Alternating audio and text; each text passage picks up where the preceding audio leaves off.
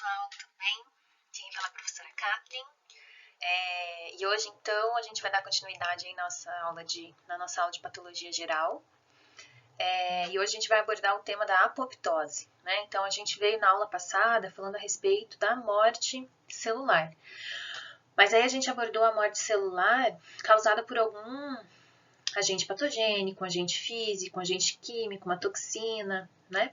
Então, a gente abordou a morte celular causada por algum estímulo externo nocivo, agressor, enfim, tá? Essa aula de hoje a gente vai falar a respeito da apoptose, que é a morte celular programada.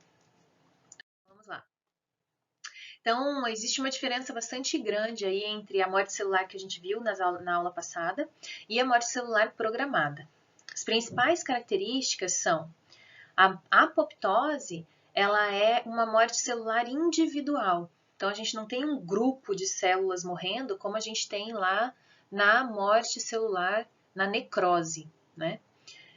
Na necrose, a gente tem um grupamento, uma parte do tecido, uma parte de um órgão sendo afetado, né? Aqui na morte, na apoptose, a gente tem apenas grupos de células que entram em apoptose por algum estímulo, tá? E daí quais são as diferenças em relação à necrose, falando da morte da apoptose? Então, a apoptose, a morte celular é individual, não é um grupo de células. A apoptose, ela tem um início por autoindução, tá? Então, existem mecanismos intrínsecos da célula que são acionados, mecanismos moleculares, que a gente vai falar a respeito deles, mecanismos moleculares que são ativados e que vão induzir a degradação da célula de dentro para fora. E no final de todos esses eventos, a célula vai ser fagocitada, né, por um macrófago, sem causar inflamação local, tá? O que leva à inflamação no tecido quando existe necrose é porque a lesão da membrana plasmática da célula faz com que diversas moléculas intracelulares acabem expostas para o meio extracelular. E com isso existe a liberação de moléculas pró-inflamatórias, que vão ativar então o sistema imunológico, que vai migrar para essa região e aí vai liberar um monte de outras moléculas para tentar degradar o agente agressor, se a gente está falando de uma bactéria, de um vírus, né? Para isolar esse agente agressor no ambiente, naquela região, se não é capaz de eliminá-lo, né? E aí a gente tem todas aquelas lesões características microscópicas e macroscópicas da necrose, tá? Aqui, como a lesão celular, a morte celular é programada, não existe extravasamento de conteúdo celular. Então, o conteúdo celular continua preso lá dentro e eles vão formando bolhas que vão se desfragmentando e essas bolhas são fagocitadas pelos macrófagos, então não tem exposição de conteúdo intracelular. E aí a gente não gera um mecanismo de inflamação, tá bom? A apoptose ela pode ser de dois tipos, ela pode ser fisiológica ou ela pode ser patológica, tá? A maioria das vezes que a gente está falando de apoptose, a gente vai se referir a uma apoptose fisiológica. Quando que acontece a apoptose fisiológica? Embriogênese, por exemplo. Eu cheguei a falar para vocês na sala de aula até, né? Então, quando somos fetos, quando éramos fetos, a gente tem entre os dedos uma membrana interdigital que preenche todo esse espaço interdigital. Essa membrana ela sofre apoptose e ela é degradada e por isso a gente tem essa separação entre os dedos. Isso é uma morte celular programada, não causa inflamação no feto. As células simplesmente se degeneram por uma indução intrínseca dela, por uma autoindução dessa degeneração. Involução mamária após a lactação, né? Então, durante o período de lactação, existe toda uma produção hormonal específica que vai induzir o desenvolvimento da glândula mamária. Após a amamentação, ou no fim da amamentação, não existindo mais o estímulo para se manter essas células da glândula mamária presentes, essas células entram em apoptose. Eliminação de células do sistema imunológico. Então, células que já estão muito velhas ou células que estão reagindo de forma anormal, elas são marcadas para a apoptose. Nos testículos, quando os espermatozoides são mal formados, existem ali as células de Sertoli que fazem uma avaliação dessas células, desses espermatozoides que estão sendo formados. Se eles são formados de maneira inadequada e a célula percebe isso, a célula de Sertoli, ela induz a apoptose desse espermatozoide, sem causar inflamação no tecido. Tá? Então, esses são alguns exemplos aí de apoptose fisiológica. E aí a gente tem as apoptoses que são patológicas, que podem ser induzidas por vírus, como por exemplo, vírus causadores de hepatite. Então, eles induzem a apoptose dos hepatócitos. Atrofia acinar. Então, se a gente tem, por exemplo, ácinos, eles estão presentes nas nossas glândulas exócrinas. Então, se a gente tem, por exemplo, a obstrução do fluxo dessa secreção produzida pela glândula exócrina, esses ácidos tendem a degenerar, porque é como se eles tivessem perdido a função deles, então eles degeneram. Então, é secundário a uma lesão que aconteceu, tá? Mas acontece a apoptose desses ácidos, porque eles perdem a função, eles sofrem apoptose. Destruição de células lesadas por radiação. Então, quando as células epiteliais, por exemplo, são da nossa pele, são lesadas por radiação, existe um dano nuclear, e esse dano nuclear vai fazer a alteração de algumas proteínas intracelulares. A gente vai falar um pouco a respeito disso. E o aumento dessa proteína intracelular é um sinalizador de que aquela célula está com o seu DNA danificado. E isso induz a apoptose na célula também como um mecanismo de defesa do corpo, de evitar que uma célula com DNA danificado se perpetue, se prolifere e ocupe aquele tecido. Tudo bem? Queratinização é um exemplo de apoptose fisiológica também. Na verdade, é um outro tipo de apoptose, que é chamada de queratinização, que é o que acontece com as nossas células do tecido epitelial, da pele, tá? Então, conforme a nossa pele vai se desenvolvendo, relembrem lá da anatomia, né? As camadas da pele. Então, conforme a nossa pele vai se desenvolvendo, existem as células basais que elas vão se proliferando. E quanto mais próximo da superfície externa da pele estão essas células, maior a quantidade de queratina que elas acumulam. E a queratina, ela causa morte celular, tá? Então, a queratinização é um processo de morte celular também e natural, fisiológico. Existem mecanismos da apoptose, né? Quais são esses mecanismos? Eles estão separados de acordo com o estímulo que induz a apoptose. Então, estímulos de um evento celular programado ou uma sinalização celular específica que vai induzir a apoptose. Exemplo de evento celular programado. Então, esses eventos celulares programados, eles estão marcados geneticamente. Então, em determinado ponto vai ter ativação de genes que vão induzir a apoptose dessa célula. Ele está programado geneticamente. Esses eventos de apoptose, eles são dependentes de gasto de energia. Então, a célula gasta energia para entrar em apoptose. E também podem ser classificados esses eventos programados de morte celular como via intrínseca. A gente já vai entender o que é isso. E quando a gente tem sinalização celular específica induzindo a apoptose das células, a gente está falando de moléculas que são produzidas por outras células que vão induzir a apoptose em células adjacentes. Porque essa célula está com alguma alteração, está com algum dano que ela precisa ser destruída. Tudo bem? Todos os tipos de morte celular, eles acabam levando para ativação de caspases. Tá? Caspases são enzimas específicas da via da apoptose. São proteínas intracelulares que são ativadas no momento de apoptose. E quando a gente fala de uma sinalização celular específica sendo necessária para ativar a apoptose, a gente fala de uma via extrínseca de indução da apoptose. Vamos ver um pouquinho mais sobre isso. Quando a gente fala, por exemplo, de uma via intrínseca levando a célula à apoptose, a gente fala que essa célula pode estar passando, né, por uma privação de fatores de crescimento, que vão ativar a via intrínseca da apoptose. Então, assim, para a manutenção das nossas células epiteliais, a gente tem diversos tipos de fatores de crescimento que estão sendo produzidos pelos fibroblastos e pelas células da membrana basal da nossa pele. Fibroblastos presentes na submucosa, na mucosa. Eles vão produzir fatores de crescimento que estimulam as células da camada basal a se proliferarem e manterem o epitélio celular viável, íntegro, né?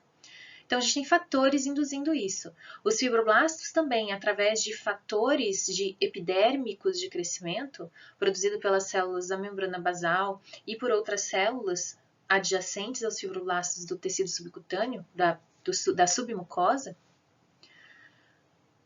eles são induzidos a produzir o colágeno que dá essa firmeza à pele, né? O processo de envelhecimento, por exemplo, está associado com uma mudança na característica da pele das pessoas. Por quê?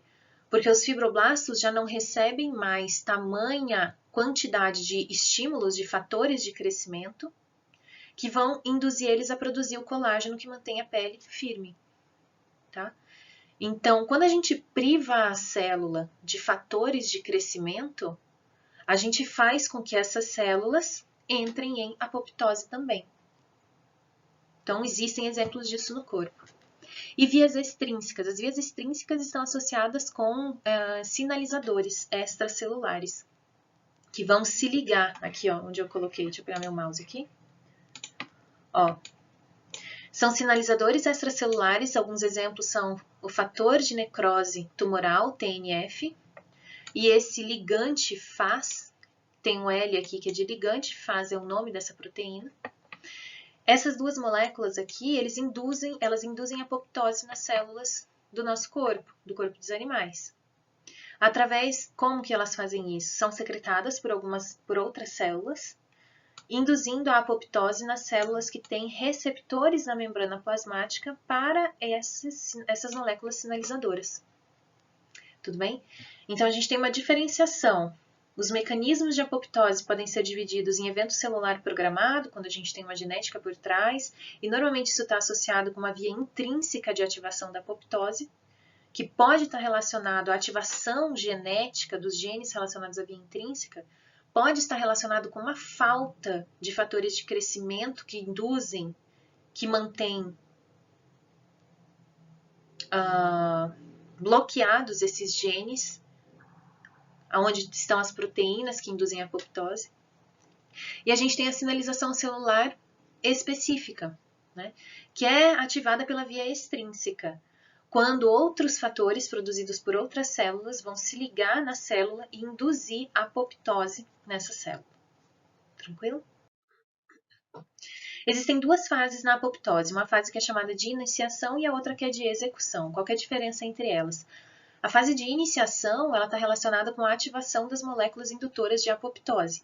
E a fase de execução, essas enzimas já estão ativas e estão degradando os constituintes celulares. Quando a gente fala da via intrínseca e da via extrínseca, elas têm iniciação diferenciada, porque a via extrínseca ela depende de ligantes extracelulares, enquanto a via intrínseca ela não depende de ligantes extracelulares. Então, a iniciação dessas duas vias é diferente. Agora, ambas essas vias vão terminar ou elas vão convergir para a ativação de caspases, diferentes tipos de caspases, mas vão ativar caspases. E essas caspases, que são moléculas intracelulares, elas são as responsáveis pela fase de execução da apoptose. Então, via intrínseca e extrínseca iniciam-se de formas diferenciadas, mas elas convergem para o mesmo ponto, que são as enzimas chamadas de caspases, e essas caspases, então, induzem a degradação dos constituintes celulares e a morte celular por apoptose. Esse quadro aqui, ele mostra um pouco das moléculas intracelulares que são ativadas por uma via intrínseca e por uma via extrínseca. tá? Então, acompanhem aqui comigo, uma via intrínseca. Ui, meu Deus! Uma via intrínseca, tá? Então, pode existir uma lesão celular que vai induzir a alteração das proteínas intracelulares. Por exemplo, lesão de DNA por radiação, por exemplo, a questão da pele, né? Então, as células que estão com o DNA lesionado, elas vão ter uma alteração principalmente dessa proteína aqui, que é chamada de P53. As nossas células, elas estão programadas para, identificada uma alteração na sequência de nucleotídeos ou uma mutação, uma troca de nucleotídeos no DNA, que podem ser causados, por exemplo, frente à radiação solar. Identificado esse tipo de mutação, a célula ela induz o aumento da produção de P53. E a P53 induz a morte celular por apoptose. Tá? É bem interessante, porque a P53 ela é um alvo muito grande para o tratamento de câncer, né? Porque uma vez que você consegue induzir a produção de P53 em uma célula, você consegue induzir a morte dessas células via a apoptótica, que não induz inflamação, o que melhoraria, então, o quadro geral do paciente, sem induzir mais inflamação. Porque, por exemplo, quando você usa um antineoplásico para tratamento de câncer, você está usando uma toxina. E essa toxina ela vai induzir morte celular, mas ela vai induzir a morte celular por uma toxicidade. Então, ela vai causar inflamação. Se você consegue usar um mecanismo de ativação de P53, você acaba por criar um mecanismo, ativar um mecanismo de apoptose e não induz mais inflamação. Então, a recuperação do paciente tende a ser muito melhor. A via intrínseca também das células, a ativação dessa via, ela também pode estar associada com o equilíbrio entre dois tipos de proteínas, que são as proteínas chamadas de BCL2 e BCLX, e BAX e BAC, que está aqui por trás, eu acabei riscando elas. BAX e BAC são proteínas pró-apoptóticas, então que induzem apoptose. BCL2 e BCLX, então aqui ó, BCL2 e BCLX, são proteínas anti-apoptóticas. Uma célula que está viável, que não está entrando em processo apoptótico, ela tem grande quantidade de BCL2 e BCLX. Uma das funções dessas duas proteínas é ficar ligada em torno da mitocôndria. E elas regulam a passagem de conteúdos do meio intramitocondrial para o meio intracelular. Uma vez que a célula é induzida à apoptose por uma via intrínseca, seja ela uma programação genética, por exemplo, a quantidade de BCL2 e BCLX cai dentro da célula e aumenta congruentemente a quantidade de BAX e BAC. BAX e BAC substituem a posição de BCLX e BCL2 na mitocôndria. E aí, elas não conseguem mais regular adequadamente o fluxo de moléculas na mitocôndria, e a mitocôndria passa a liberar moléculas do seu citoplasma no citoplasma celular. Só que essas moléculas intramitocondriais, quando presentes no citoplasma celular, elas induzem a apoptose. Uma dessas moléculas é o citocromo C. Se vocês lembrarem lá de bioquímica, o citocromo C participava da cadeia de fosforilação oxidativa, né? A cadeia respiratória. Então, uma vez o citocromo C no citoplasma, ele vai induzir a ativação de caspases. E as caspases vão ativar outras caspases executoras, que vão então executar a apoptose. Tudo bem? Essa é a via intrínseca. Então, a via intrínseca está relacionada com P53, BCL2, BCLX, BAC e BAX, proteínas intracelulares. A via extrínseca, ela já está relacionada com ligantes extracelulares. Então, a gente tem aqui como exemplo FAS e o TNF. Lá nos testículos, a relação células de Sertoli com espermatozoides na indução da apoptose está associada com a interação do ligante Fas, que está presente na membrana plasmática dos espermatozoides, que são anormais, com esse receptor de Fas, que está presente na membrana plasmática da célula de Sertoli. Uma vez que existe a interação entre essas duas proteínas, o que acontece dentro da célula? Dentro da célula acontece uma cascata de ativação de moléculas intracelulares que acabam levando por, finalmente, a ativação de caspase. E daí a caspase iniciadora ativa outras caspases, que são as caspases executoras, e a gente entra novamente nesse circuito ali, nesse circuito aqui, ó, de apoptose celular. Tá? Então, as fases, as vias intrínseca e extrínseca da apoptose, elas se dividem nesse ponto aqui, ó. Daqui para cá, daqui para cima, são mecanismos intracelulares, células, moléculas intracelulares diferentes que são ativadas para induzir a apoptose. Mas desse ponto aqui para baixo, a partir da ativação das caspases, as caspases executoras são iguais para ambas as vias, tá? Beleza. E aí a gente tem a degeneração, a morte celular, né? Então, como que é essa morte celular? Como que essa célula desaparece do tecido onde ela está? Então, as caspases, elas têm a capacidade de degradar ácido aspartico, que é um aminoácido. Onde a gente tem aminoácido? Nas proteínas. O que essas moléculas fazem? Elas destroem primeiramente o citoesqueleto celular, tá? Degradando o citoesqueleto celular, essa célula ela perde o seu formato natural e ela acaba murchando. Porque é o citoesqueleto que mantém a célula com o formato que ela tem, seja lá de qual tecido vocês estiverem pensando aí. Então, se a gente não tem mais o citoesqueleto dando arcabouço para a célula, essa célula ela se deforma. E por isso é explicado, é dito na literatura e é observado nas lâminas de histologia que essas células que entram em apoptose, elas têm um formato mais estrelado. Daqui a pouco vai aparecer em algumas imagens aqui, mais para frente, esse formato da célula. Porque ela vai perdendo seu formato e ela murcha. As caspases, elas também têm a capacidade de alterar as proteínas intranucleares. Então, ativa, por exemplo, DNase. E a DNase, lá no núcleo, ela acaba sendo ativada e degradando o material genético. Só que esse material genético ele condensa, ao invés de haver a cariólise e a cariorrexia, que é a degradação do envoltório nuclear, não. O envoltório nuclear se mantém intacto. E aí o DNA que está dentro do núcleo, ele acaba se fragmentando em vesículas menores. Vesículas essas que vão ficar envoltas em vesículas menores, que é o que está mostrando aqui. Essas vesículas menores, elas têm alguns tipos de receptores na membrana plasmática que vão servir para a identificação por macrófagos dos diferentes tecidos que existem no corpo.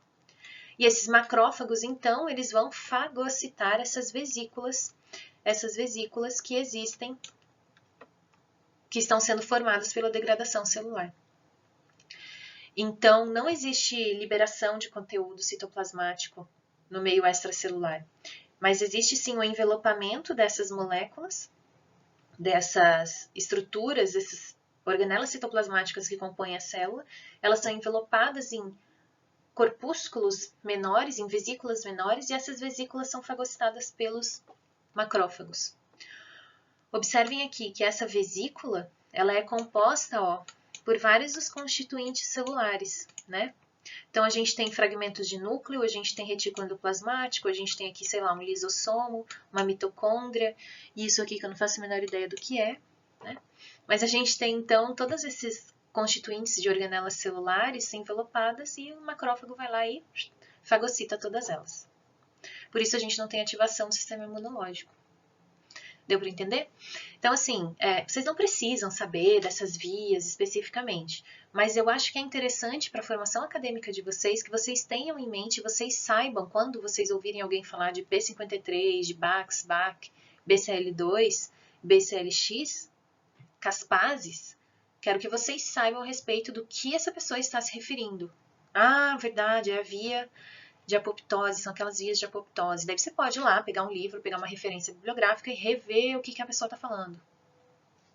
Tudo bem? Então, saibam a respeito dessas palavras aí. E, claro, saibam que existe, então, via intrínseca e extrínseca de apoptose. Tudo bem? Daí, quais são as alterações morfológicas? Isso eu já vim explicando, né, um pouco para vocês. Então, quais são as alterações morfológicas que acontecem na célula quando ela entra em apoptose? Então, olha lá. Quando a gente estava falando lá de necrose, a gente sabe que a necrose ela tem início na degeneração celular. E daí, a principal tipo de degeneração celular que existe é a degeneração hidrópica. Lembram que a degeneração hidrópica era causada por hipóxia na célula, e daí ela vai ficando engurgitada com água, blá. Lembram? Bomba sal de potássio, perde a função, blá blá blá. Lembram disso, né? Então, as células que elas entram em necrose, normalmente elas acabam engurgitando, aumentando de volume, antes de elas desaparecerem, serem desintegradas. Na apoptose, a gente tem retração celular, devido justamente à clivagem, à quebra pelas caspases do citoesqueleto celular. O citoesqueleto celular, ele também permite a aderência da célula, aqui ó, aderência da célula com o meio extracelular. Então, não é só o arcabouço celular interno, ela também permite a ligação com o meio extracelular, com as proteínas do meio extracelular, fixando a célula naquele local. Então, se a gente não tem mais o citoesqueleto, não tem mais fixação, a célula murcha. O que acontece com a cromatina, com o núcleo, presente lá dentro do núcleo? Ela se condensa e fica mais próxima à membrana nuclear. E a membrana nuclear não é lesionada, diferente do que acontece na necrose. A membrana celular sofre prolongamentos e ela vai ficando com esse aspecto aqui. A minha carinha tá bem em cima aqui, né? E eu não tenho como mexer a câmera. Mas ela fica com esse aspecto aqui, ó. Com esses prolongamentos, que eles evidenciam justamente que a célula está murchando. E ela fica com essas expansões do citoplasma ao redor dela. O núcleo desintegra-se em fragmentos, os quais são envoltos pela membrana nuclear, como eu falei para vocês. Aumenta-se o número de prolongamentos na membrana, então a membrana vai ficar cada vez mais cheia de rugosidades. Esses prolongamentos eles vão se romper formando vesículas, aquelas porções celulares envolvidas por membrana, que serão então, são os corpos apoptóticos. Essas vesículas contendo organelas citoplasmáticas e núcleo das células são chamados de corpos apoptóticos, que serão então fagocitados pelo macrófago, sem induzir então a resposta inflamatória. Então, as alterações macroscópicas e mesmo as microscópicas, elas não são evidenciadas na apoptose. Muito dificilmente a gente vai conseguir identificar a apoptose, a não ser que a gente pegue, por exemplo, um embrião em determinada fase do desenvolvimento, que a gente sabe que está acontecendo a apoptose em determinada parte do corpo dele, e daí especificamente a gente pega essa célula para fazer uma avaliação, essa amostra para fazer uma avaliação. Aí a gente vai conseguir visualizar a apoptose. Mas se não, se a gente estiver procurando apoptose em um tecido, assim, que a gente não tem noção do que está acontecendo, dificilmente a gente vai identificar. Porque a gente não tem características morfológicas marcantes que identificam a apoptose. Tá? Então, células individuais são retraídas, como a gente falou, a cromatina é condensada, o citoplasma é fragmentado dentro de vesículas e não há inflamação. Então, tudo isso dificulta muito a gente visualizar a apoptose acontecendo no tecido. Em hematoxilina e eosina, então, os corpos apoptóticos aparecem fortemente basófilos, né? Aqui é com L, perdão, basófilos, né?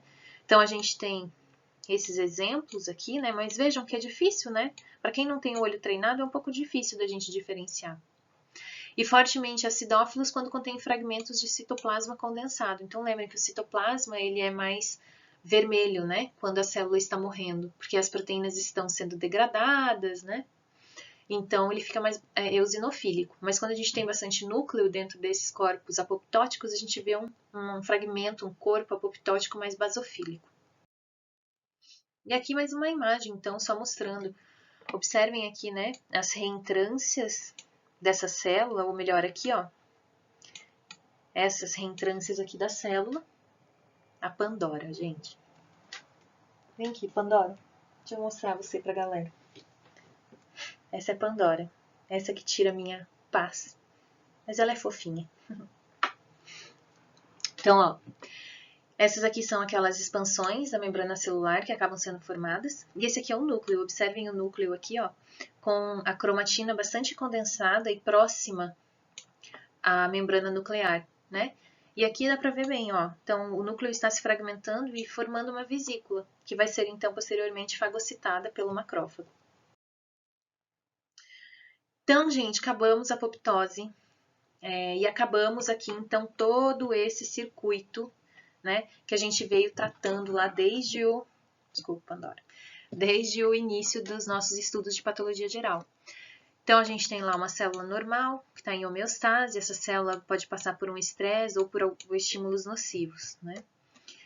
E esses estímulos nocivos, eles podem levar à lesão celular.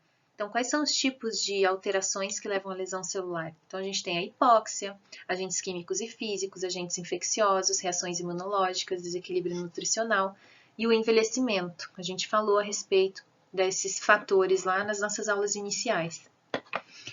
Essa célula, passando por esse tipo de lesão, ela pode entrar numa etapa de adaptação inicialmente, que ela pode sofrer hipertrofia, metaplasia ou atrofia. Se essa célula continua recebendo esse estímulo lesivo e ela perde a capacidade de se adaptar, ela entra em lesões celulares, ela sofre lesão celular, mas essas lesões ainda podem ser do tipo reversíveis, que são as degenerações. Então, degeneração hidrópica, gordurosa, glicogênica, hialina e mucoide. Uma vez que essa célula não sobrevive ou ela continua sofrendo estímulo lesivo, ela pode entrar então na morte celular, numa lesão irreversível. E daí a morte celular, né, a gente entra nos tipos de necrose, que são as necroses de coagulação, liquefação, caseosa e gordurosa. Dependendo aí do que está lesionando essa célula, de como aconteceu a lesão dessa célula, ela pode entrar então em necrose. E a apoptose que a gente acabou de ver aqui, mecanismos intrínsecos e extrínsecos de indução de apoptose, que é a morte celular programada. Tudo bem? Então essa é uma revisão, um apanhado geral assim, de tudo aquilo que a gente viu ao longo dessas aulas. Relembre então esses mecanismos de lesão celular. Então, uma vez que a célula sofre uma lesão, como que ela responde a essa lesão? Então, a gente tem a lesão mitocondrial, levando à redução de ATP na hipóxia, lembram? Redução de ATP ou a produção de espécies reativas de oxigênio. Sai, Pandora. A gente tem o influxo de cálcio para o meio intracelular, a gente tem lesão da membrana plasmática devido à ativação de enzimas intracelulares que acabam degradando componentes da própria célula, ou proteínas anormalmente dobradas frente à lesão que acabam também induzindo aí a ativação de moléculas pró-apoptóticas. Aqui a gente tem um tipo de a lesão celular, então, né, ela pode levar a célula, um exemplo, né, que acontece bastante na clínica também. Então, a gente tem ali uma célula normal, né, um cardiomiócito, executando sua função normal, mas aí ele sofre algum tipo de lesão ou algum tipo de alteração do fluxo sanguíneo da pessoa ou desse animal. Isso acaba levando esse cardiomiócito a uma adaptação. Essa adaptação pode ser, por exemplo, a hipertrofia inicial. Mas se a hipertrofia não é capaz de reverter esse quadro, essa célula continua sofrendo com esse estímulo, ela pode chegar a um desgaste nessa tentativa de hipertrofia, de se manter hipertrofiando. E aí ela entra num processo de morte celular, né? Então, macroscopicamente, a gente também consegue observar diferenças nessas respostas do tecido à lesão celular. E assim, uma adaptação, se a célula se adaptou e o estímulo desapareceu, ou o estímulo se manteve contínuo e a célula conseguiu aumentar o seu nível de atividade até suportar aquela agressão que está atingindo essa célula, tudo bem, ela se mantém ali. Mas se essa agressão começa a superar os limites de suporte da célula, ela vai entrar no processo de morte celular. Então, existe aqui um ciclo, uma linearidade temporal também entre a lesão da célula, a resposta que ela vai ter, que pode ser de adaptação, que vai passar para uma lesão reversível e podendo chegar a uma lesão irreversível. Então, existe um desenvolvimento temporal nessas agressões que a célula sofre. Aqui um exemplo de histologia, só para mostrar para vocês que além das alterações macroscópicas, a gente também consegue visualizar o estágio de lesão celular que o tecido está passando de acordo com as alterações microscópicas.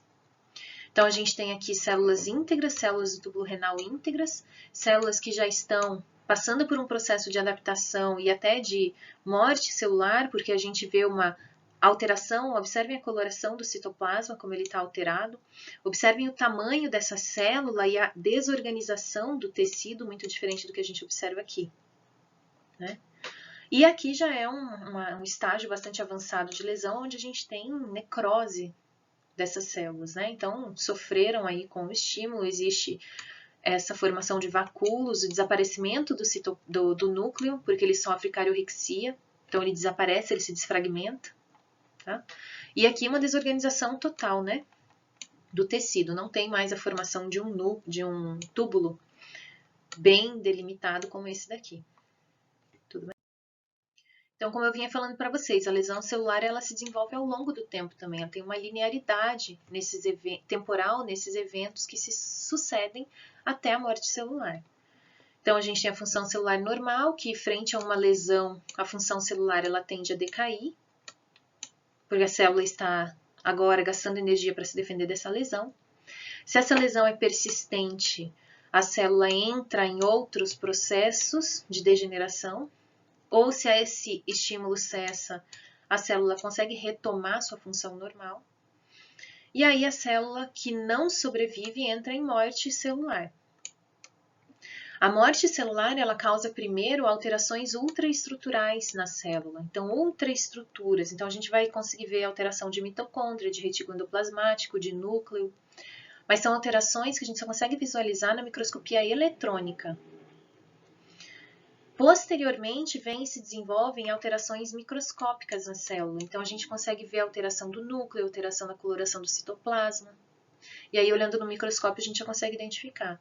E só lá no final, a gente vai observar alterações morfológicas macroscópicas, que aí vão permitir a gente, de fato, identificar se aquela célula está passando por um processo de necrose, né? Que aquela célula chegou, aquele tecido chegou num estágio de necrose celular.